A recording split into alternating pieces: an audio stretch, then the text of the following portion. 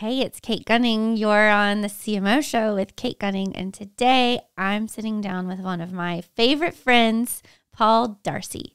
He's a CMO of Miro. He used to be a photographer. He's got a lot of tricks up his sleeve, and I know you'll enjoy our conversation, so enjoy.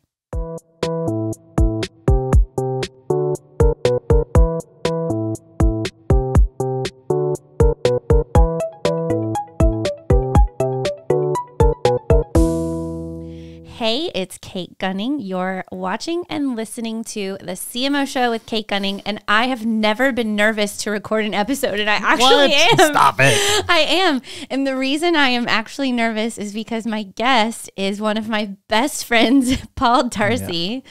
And I can't believe how exciting and nerve-wracking it is to actually interview a friend. So today I have on the show with me my very dear Paul Darcy, who's the CMO of Miro. And the way I remember how to say Miro is he told me when he first joined, it rhymes with hero. Because you pronounced it wrong. Because I pronounced it wrong every freaking time. But now I don't anymore. So delighted to have Paul with us today. And I'm pumped because Paul is one of my dearest friends, and now I get to introduce him to all of you. And he's someone who I go to for advice probably more often than he prefers. And so it's the other way around. Yeah. And so now all of you get to hear directly from him and then maybe hit him up for advice too. So Paul, tell us what you do now, and then we'll go backwards and talk about your life. Great. So I'm CMO at Miro. Miro is, if you don't use it already, it is this amazing whiteboard-like workspace that distributed teams come into, mostly to do innovation-related work. A lot of our clients do product development and user experience research, but for many of them, it's become their office. It's literally this virtual world that they come into together to innovate and create and work together in a way that's not been possible before. And so we have 50 million people now on the platform and 99% of the Fortune 100. And so it's been a really amazing business and ride. I joined 2.5 years ago. When the number of users was? Around 7 million. Yeah, that's crazy. Yeah, no, I'm not good at math, but I know that's a lot. 50's bigger. 50's bigger than 7. Yes. I do know that. Monstrous growth. And you just did an ad campaign featuring monsters. Do you want to tell us about that? Yeah. Why'd you do that? Well, boy, there's a lot in that just to start with. I mean, I think the main reason is that, we want to raise awareness and consideration. And when people are thinking about how they get together as a team to solve problems, we want Miro to come to mind. And it's a new category of product. It's a new type of product. It's not something that just is an obvious iterative jump from the past. And so being thoughtful around communicating at scale was really important for us. Mm-hmm. And before you were at Miro, you were the CMO of Indeed. Yeah. Yeah. Yes. Tell me about that. And what I think is interesting about you that I can share, because I know you very well, is you're a very empowering marketer, and you gather people together, and you seem to have this way about you where you're able to organize lots of really hard things and lots of really big teams, and then make it this neat little marketing plan that drives beautiful little results. So results, hopefully. How do you do that, would you say? How do you do that, would you say? And how did you find yourself at Indeed? Tell us that story. Well, I mean, I've been a marketer for a really long time. Will we go back further, or is that it? You go as far back as you like. You can tell us about when you were 3, if you like. I used to be a photographer also. Yeah. And so that is I think a big part of it. And I also originally was going to be a math major. I wound up being a government and women's studies major, but I have a deep love for math. And then as a photographer, I worked as a photojournalist. And so there's that kind of intersection of math and creativity. And I early on discovered just a love for marketing. I actually started doing product management first. And I worked a lot at Apple. And then after that, I came to Austin, and it was right around the dot-com bust, and went through a whole wave of crazy ups and downs with that. But I was really lucky to get almost now 20 years ago, my first CMO role for a company called Message One.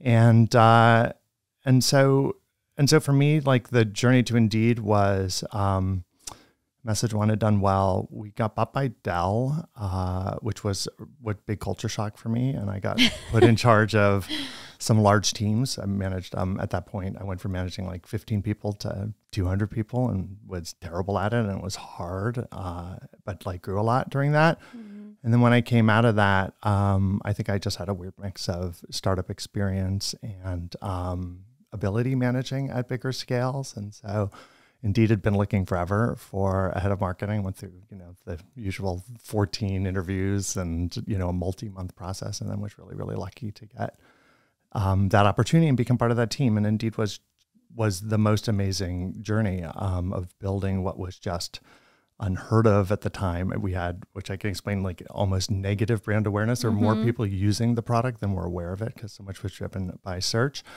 And then it was just this long journey to really changing the way that people look for jobs around the world. And so it was in a lot of ways like an 8-year experiment, but I grew a lot and learned a lot during that period. I think it's cool that as a photographer, you change the way people see things out in the world because of what you capture behind your lens. And then at Indeed, you change the way people see the world of looking for a job. At Miro, you're changing the way people see the world in terms of how they collaborate. How they work together, how they innovate. Yes, I think that's really special. And your photography career is really interesting, and I'm glad that you brought that up. Can you tell our listeners about that and all of the amazing things that you did and places that you ventured? Yeah. I think we had a happy hour once where we spent like 2 hours talking about that only. I was in college and I wound up I love photography. I picked up quickly in high school, and then in college I was lucky to get a bunch of opportunities there. Everything from like, I got sent on some really weird assignment photographing pheasants for Food Arts magazine in a barn where they're like attacking my feet at every angle, through to doing like some political photography and other things. But I wound up with an opportunity to do contract work in South and Central America, and it was really varied.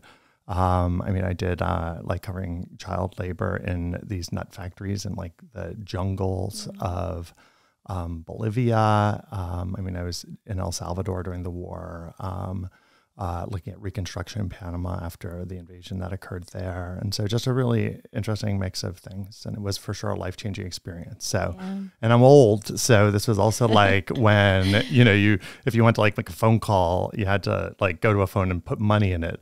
And so it was just a whole nother era, but like for sure, like a lot of things happened there. One, it was an amazing just opening up of my, young heart to the world. And I think it started also like a lifelong love for just learning about cultures and connecting to cultures and just bouncing around the world.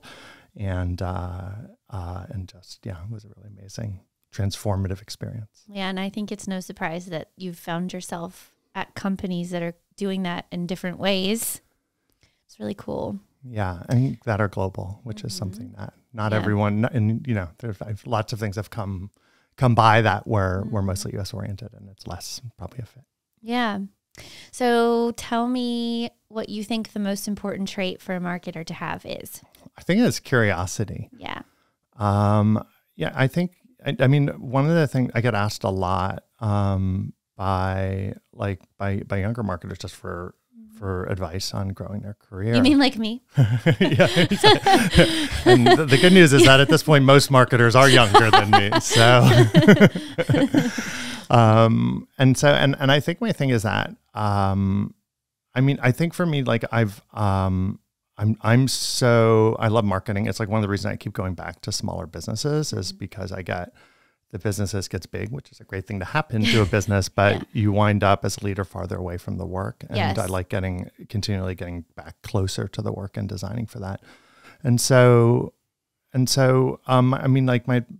for me personally, like just, I am deeply curious and I'm always learning, and it's so infinite, like the things to explore and learn and to understand. And my advice to younger marketers is just like, find some corner of marketing that you're really interested in and just become the best at it. And actually to become the best at it is not as long a journey as people think. Like to get beyond 99% of the people, if you go and read like 2 or 3 books and go and read like 5, scholarly articles on something, you're there for the most part. This is not, and you could do that if you're really intentional in it, in a few months, and then be able to like bring that into your work and practice with it and experience and get the opportunity to do that. But it can open doors. And so, yeah, curiosity for me, just, you like, if you have that natural desire to want to do that, but curiosity is just key. Like, you need to understand the people you serve, like your users, your customers, your clients. Like, you need to understand like creativity and how it works. You need to understand like the channels that marketers use. You need to understand why other brands are having the success that they're having and what you can learn from that. And so there's just, so much depth to it. Marketing is complex. There's a lot to it. And without that, it's, I think, hard to be great at it. I agree with you. Okay, you mentioned books. What's your favorite one? My favorite one, I actually think let's just cover that topic straight away. Great. I have a lot of them. I have a lot of them, and I've read a lot of marketing books. I try to alternate, so I'm not just the nerd, but I mostly am. You also come from a very like professorial background with your parents, your family, so it's no surprise that you have a lot of books. Yeah, I have a lot of books. The book that I think is for me one of the most important books is Effectiveness in Context by Les Binet and Peter Field, which really talks about balancing brand building and performance marketing, and I think it's just like essential reading for every marketer. I've recommended it like so many times. And when you go on to like one of the sites that sell books to find it. One of those. Do you have an affiliate code? Yeah, exactly. /Paul. When you go there, it looks like I've recommended the wrong book because it doesn't look good, but it is. And so I'm just going to put that out there. Don't judge a book by its cover. And then I love How Brands Grow by Byron Sharp. Also, Byron Sharp is just one of my favorite people to follow in the world because he's like a great marketing professor who just, I think mostly now is spending time trolling people on LinkedIn and elsewhere, but with really good academic insights and other things. And there's a lot of raw material to find there. So, but those are a couple of great books. There's a book by, I think it's Robert Heath. It's like Seducing the Subconscious, which is How the Best Marketing Works. He is actually, it is how it works. And what he started studying how advertising does work and started writing about it and realized just how technical it was, and went back and got a doctorate, and then spent his life studying how advertising works on the brain, which is complex, but it is, I mean, deeply interesting and fascinating. I'm reading that one first. That's my literal favorite part of marketing. You should read that. It's really, really powerful. Yeah, that sounds amazing.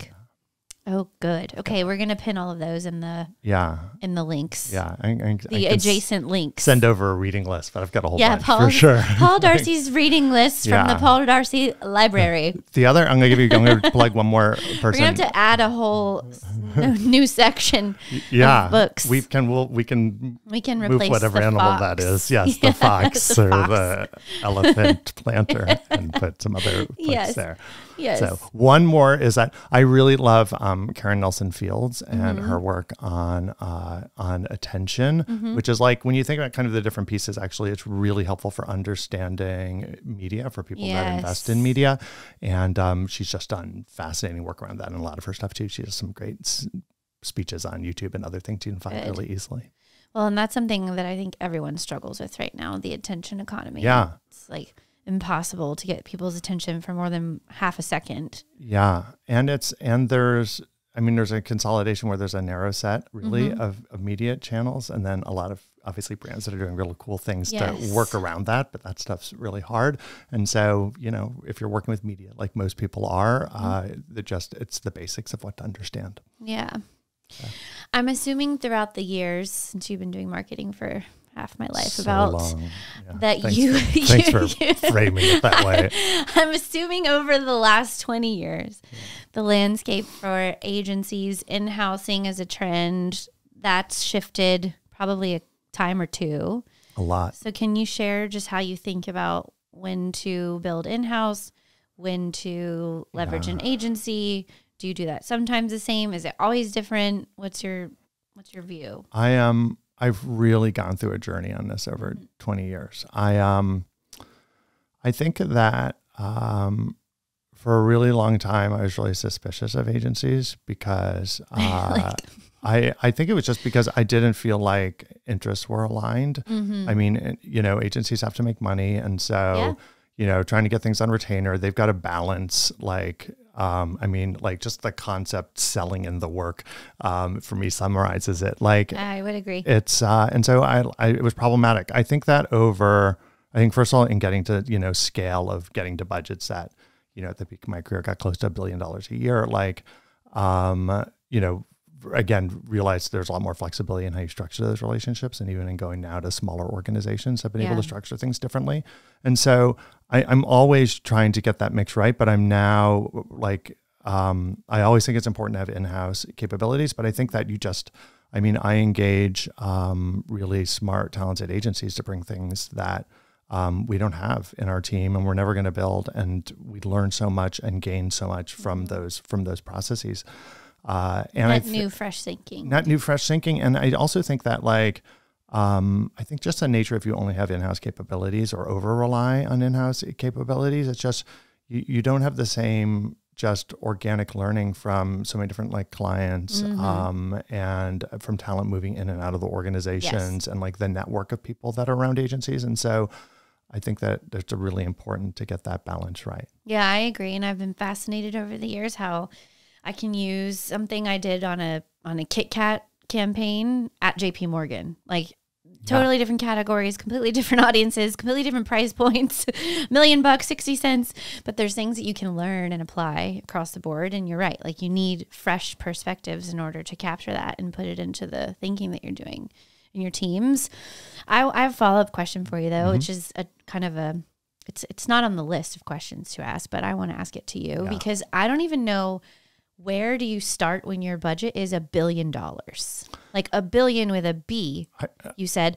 How does that even work? It was that billion. That is $1 billion. $1 billion is a big number. How much of that did you spend on the actual paid media? Where do you even begin? I think that budgets only scale that big when they're really clearly tied to outcomes. I think that in general, my take on budgeting is kind of the opposite in that budgets should be infinite, but they should be continually aligned to the measurable valuable that they're bringing. And what a concept. And measurable value in marketing is actually a really hard thing. And actually when you over index on it, you make the wrong decisions. And so I also think that there's complexity to think about around that. And so, in that event, it's we would spend on a few big things that were levers for the business and they were predictable. And that's where almost all of that money went.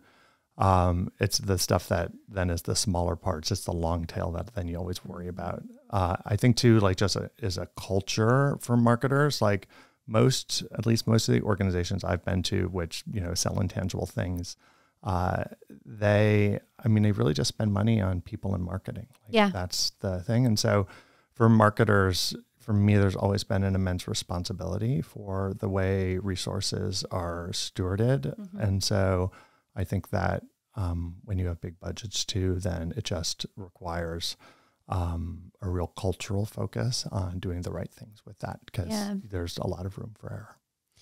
Totally. So what I'm hearing you say in terms of advice or guidance is, it doesn't matter if your budget's $1 million or $1 billion. It should be informed by your best bet at what will move the needle.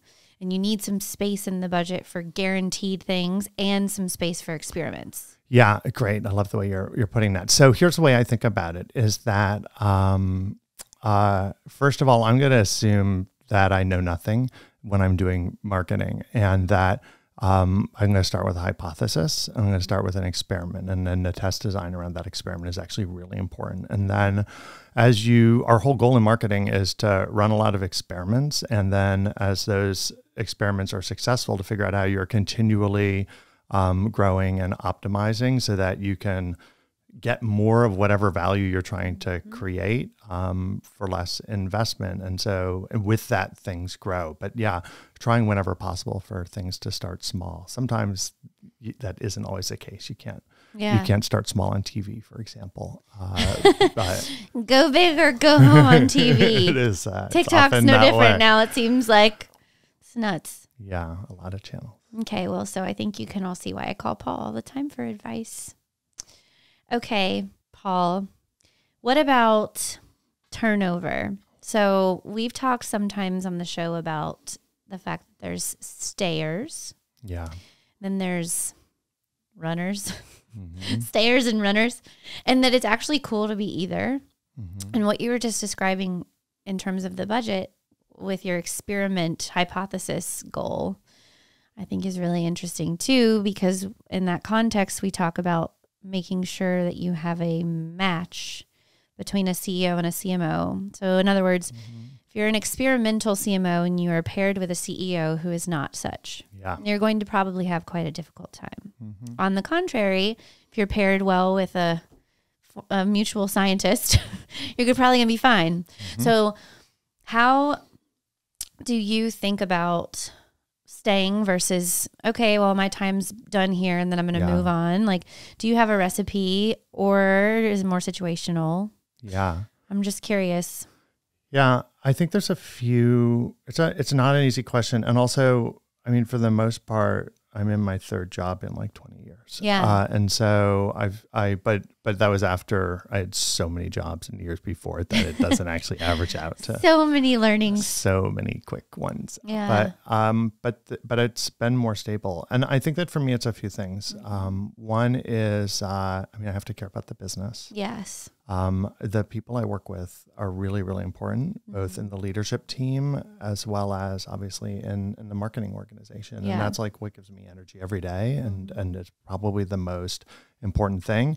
And then I think like the larger scale is, I've got to feel connected to the work and like actually not so big a team that I don't actually get a feel or be part of what's happening. I'm managing people at an enormous scale, like teams of, my largest teams were 400 to 500 people, but you're just not like right there connected to everything that's going on. Yeah.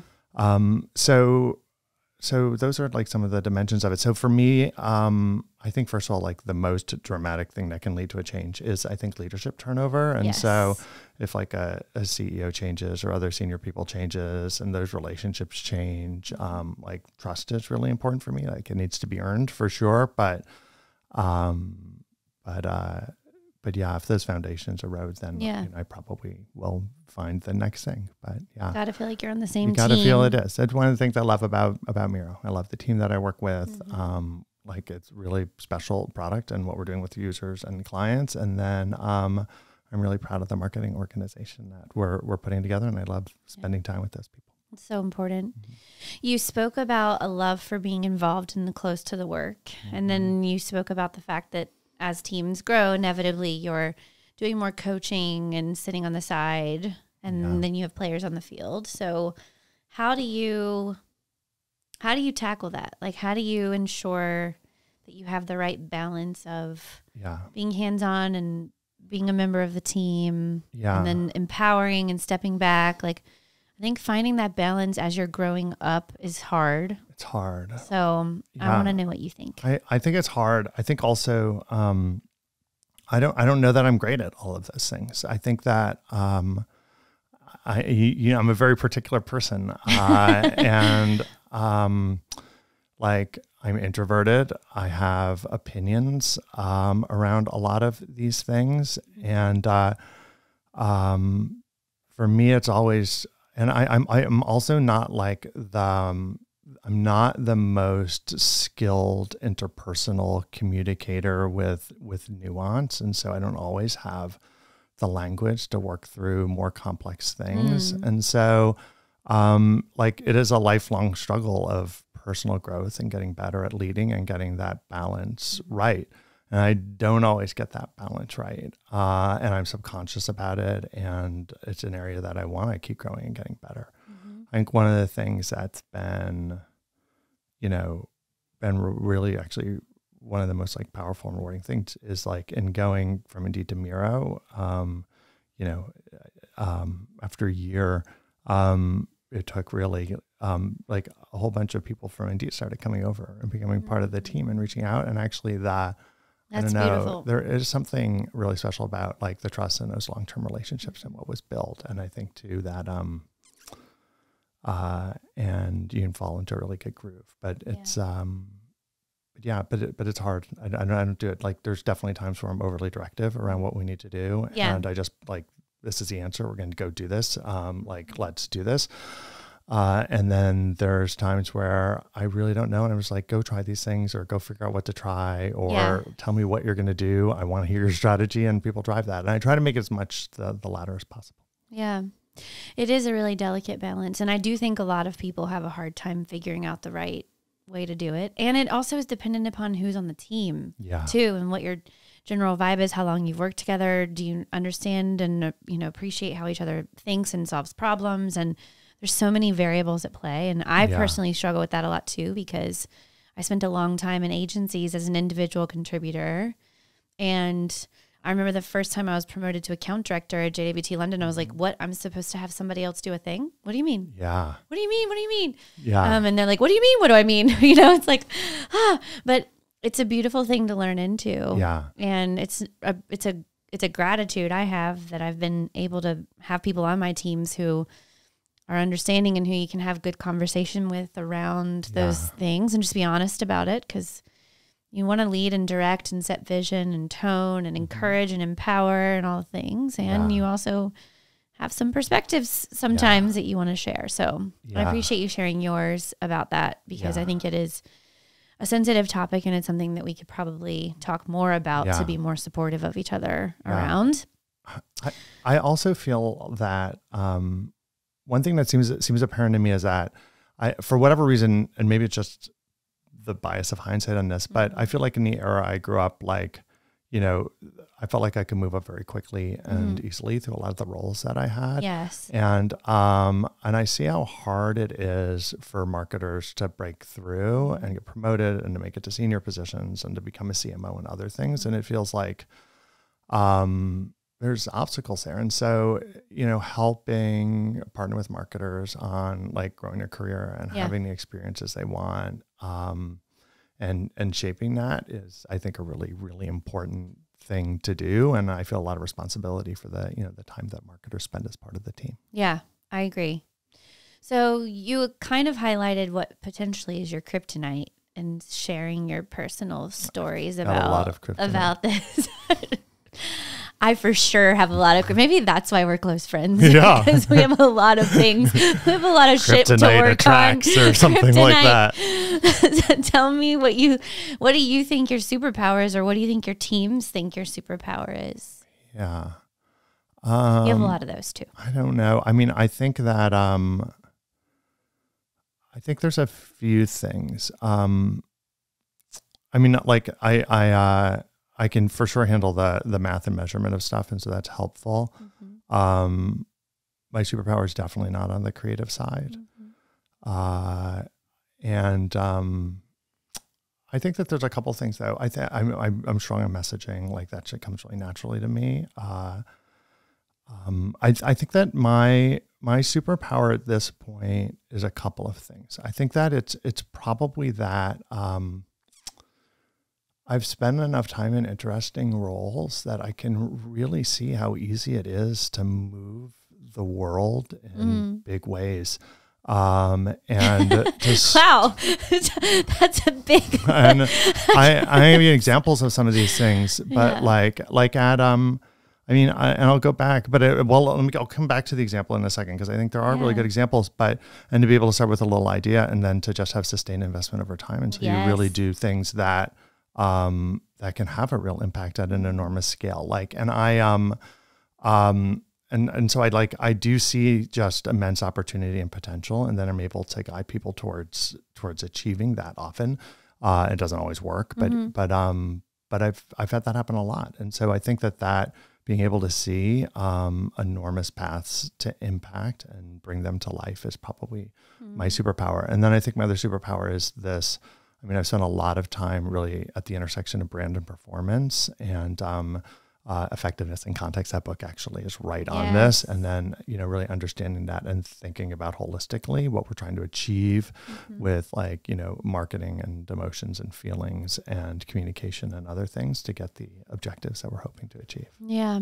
Brand and performance is such a tricky thing. Can I share the example just of that? This is one. When early on at Indeed, it was really clear that, I mean, first of all, just like Indeed was for a long time invisible, I think, as a business. And today it's just such an amazing platform and has gotten so much bigger and better since I left. And I, give so much credit to, Chris and Declan, Ronnie, and the team that are there. But early on, we just really had this challenge of, we were just out of the conversation around work. And we had this observation that, that actually like labor and jobs is already in the news every single day. And it's usually on the front page or the front business page. And so the question was, how do we become part of that conversation? And as like a little tech brand, becoming part of a big conversation is not an easy thing. Yeah. And so we hired a prominent chief economist, a professor from George Washington University. She actually, her parents applied on her behalf because they lived in Austin and they were hoping she'd move back, but she wound she wound up actually part-time becoming our first chief economist. And then later, in addition, when we needed full-time support, added a really prominent, amazing chief economist, Jed Kolko, and we built out a team of economists around the world, and we paired them with media relations people. And today, that's awesome. Indeed is in top tier press almost every single day, and brings like data, has like data partnerships with government that really have evolved the way that people look at the world of labor. And has a really strong, powerful voice in that. And so, I think that's like a good example of just putting the pieces together to have an impact. Well, and the context that applying for a job operates within is what's going on in the greater economy. Yeah. So I think that that's a really beautiful example of the book that you mentioned earlier. And I think it's an important reminder because we're in this world now where attention. And so everybody's selling, but forgetting the overall context with which to present your brand is a huge risk, right? Yeah. So I love that you highlighted that example and that they're still doing that. It's still doing that, yeah. And people, like, I don't know how many times I've been asked by CEOs, boards, we need more press. It's like, well, context switch then. Don't just push your product. Create a new reason for the press to feature you with jobs information, right? Yeah. Like it's a beautiful play. And it's also a play that like nothing happened in a month, nothing happened in a quarter, almost nothing happened in a year. You have to wait. And like 2 years, things were happening. And then at 5 years, it was incredibly successful, but it was a really long sustained effort. How did you get them to agree to wait? I mean, we just kept doing and building. I don't know that we went and got agreement. I think we just kept putting the pieces together, and we're better every day later. and kept moving in the right direction. Yeah. Okay. That's a good lesson too. And was that part of your budget then it's not the guaranteed part of the budget, but it's the other sliver where it didn't really take much budget. Yeah. There was people investments, which were significant. Yes. We did all of our media relations for the most part in-house. We didn't use a lot of external agencies for that work. And so that's great. We wound up, with the hiring lab probably had, close to 20 people. And then we had a set of media relations people all around the world that, partnered and supported. And so, it was non-trivial people investment, but yeah, it wasn't, the dollars wasn't the big thing. That's great. Good story, Paul. Wow. Okay.